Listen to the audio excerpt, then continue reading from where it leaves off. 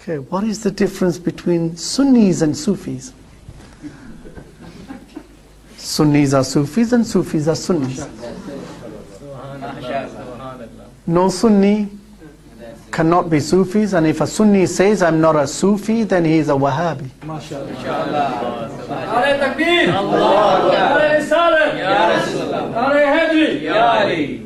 It's simple. محرم میں کیا سارا سال یزید پہ لعنت پڑتی ہے؟ پاکستانی ملے، ان سے کہا بھی کوئی ہمیں لے چلو ادھر قبر پر.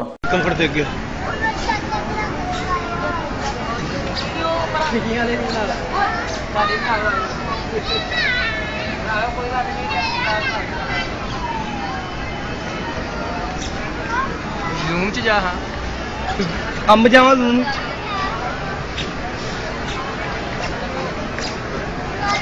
ادھر آ دن دسو آنے تھوڑے وال پتا نہیں بھائی جی میں آپ پہلی بڑی ہیں ابھی گھر نکل جانا واپس جتوں آئے. Can you pray to the Prophet, peace be upon him, say, Ya Rasulullah? Absolutely. واہ یا رسول اللہ یا رسول اللہ. Can you pray to the Prophet, peace be upon him, say, Ya Rasulullah? Absolutely. The Prophet asked a slave girl, where is Allah? And she pointed to that. Where is Allah? This is such a foolish question. This is an innovate, this is a bid'ah. The Prophet asked a slave girl, where is Allah? And she pointed to that. Where is Allah? This is such a foolish question. This is an innovate, this is a bid'ah. Zakaria Kandalwi wrote, he, Khwaja Maudud Chisti, had acquired the miracle of being able to traverse great distances in mere moments. When he wished to perform tawaf, he would in moments be miraculously in Makkah Mukarramah. So Ikhwani, this is their belief about their awliya. This is their belief about their awliya. This is a very, very dangerous belief. They believe that there is a certain dua or a certain thing that you can read, and when you read it, you will have part of the kingdom of Sulaiman alayhi salam. The Deobandi book called Al-Jawahir Al-Khamsa, it's about dua and other things that you should read. And at the end of the book, it says there, the Risala Futuh Ul-Ghaib has been included, and he mentions that to possess the kingdom of Sulaiman alayhi salam, to control the humans and jinns, you need to recite this thing 33 times.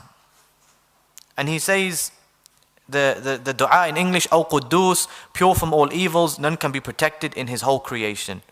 And he says, if you read it 10,000 times for 40 days, you'll be cut from what is other than Allah, and all of the creation, including humans and jinns, will be under his control and obedience, and he will become the inheritor of the kingdom of Sulaiman alayhi salam. So you do this for 40 days, but you recite it 10,000 times a day. You don't need to pray, you don't need to make dhikr of Allah, you just recite this and you will have the kingdom of Sulaiman alayhi salam. Now we want to mention the third, seeking intercession from the grave of the Prophet sallallahu alaihi wasallam. Hazrat Ibn Jala, he writes, while in Medina, I once suffered tremendous hunger. It became so unbearable that I presented myself at the grave of Rasulullah alayhi salam and said, O Rasulullah, I suffer great hunger and I am now your guest. Thereafter, sleep overtook me, and in a vision I saw Rasulullah give me a piece of bread. I ate half of it, this is in his dream, and when I woke up, I found myself with the other half of that piece of bread still in my hands.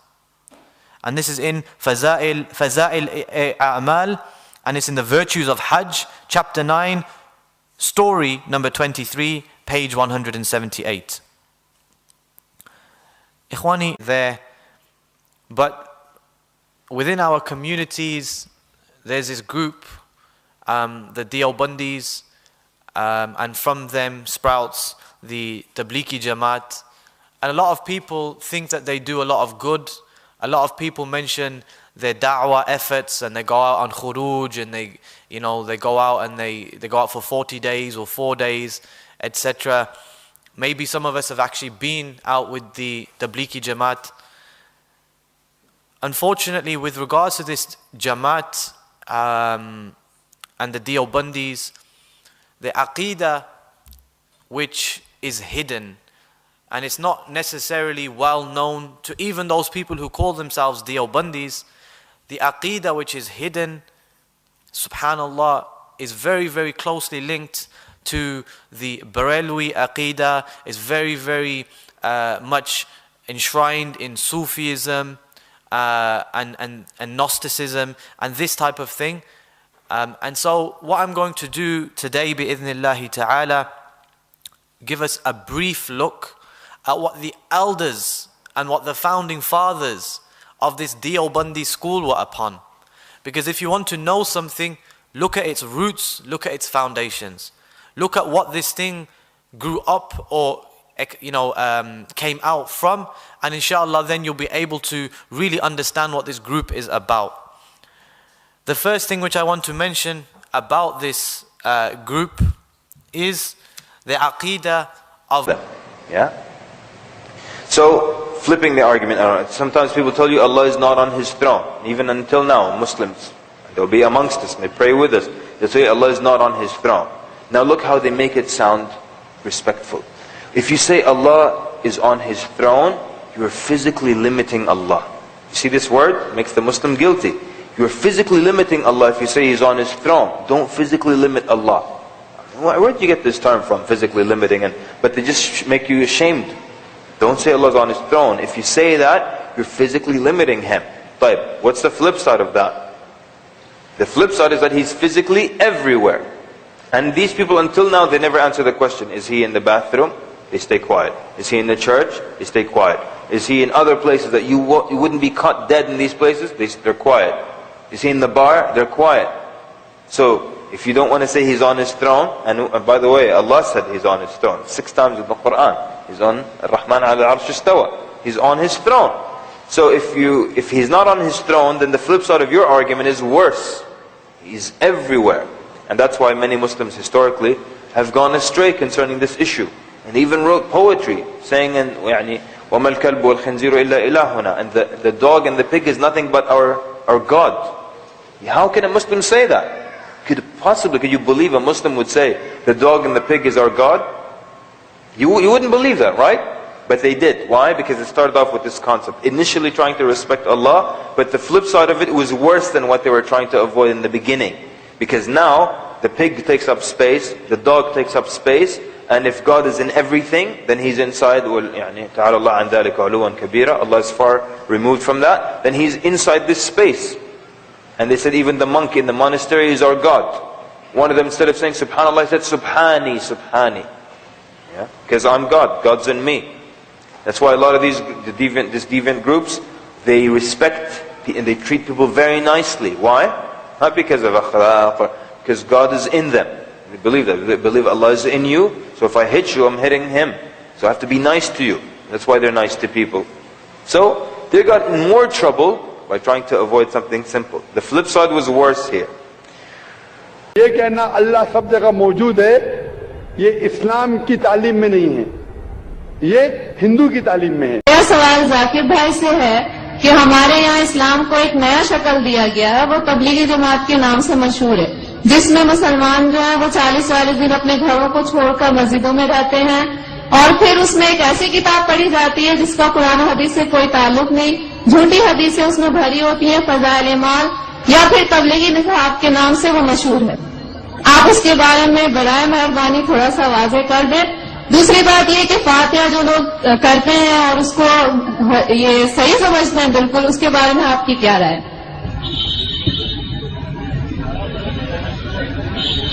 حالانکہ ایسے سوال کا جواب میں اکثر دیتا نہیں ہوں، یہ میرا فن جو ہے وہ اسلام اور دیگر مذاہب، کیونکہ آخری سوال اور خواتین کی طرف سے ہے، لوگ یہ نہیں کہنا چاہتے خواتین کے سوالات کا جواب میں نہیں دے رہا ہوں.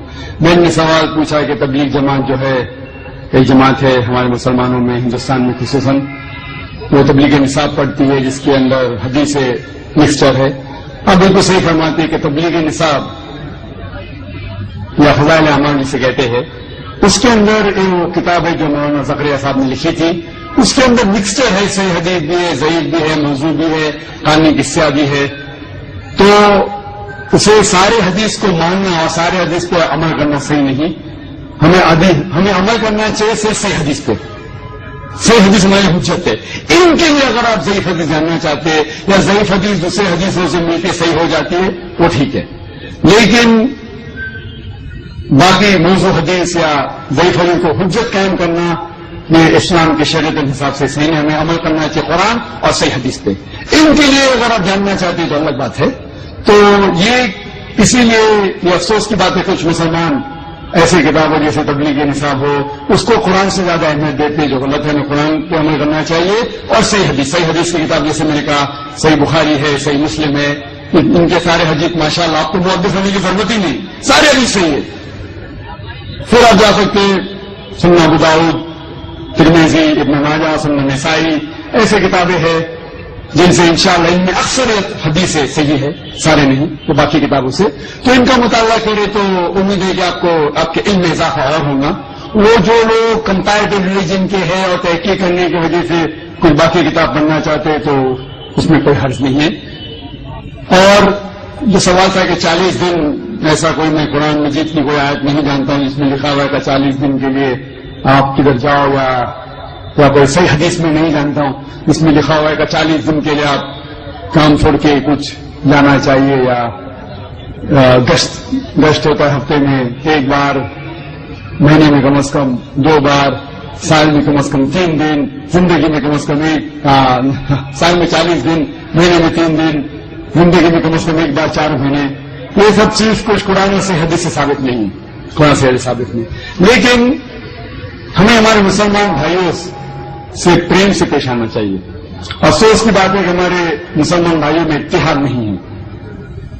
اس کی وجہ ہے کہ کم علم کی وجہ سے ہمیں ان سے پیار سے پیش آنا چاہیے، حکمت سے پیش آنا چاہیے اور قرآن حدیث کی دعوت دینا چاہیے، اصلاح کرنا چاہیے ہمارے بھائیوں کی.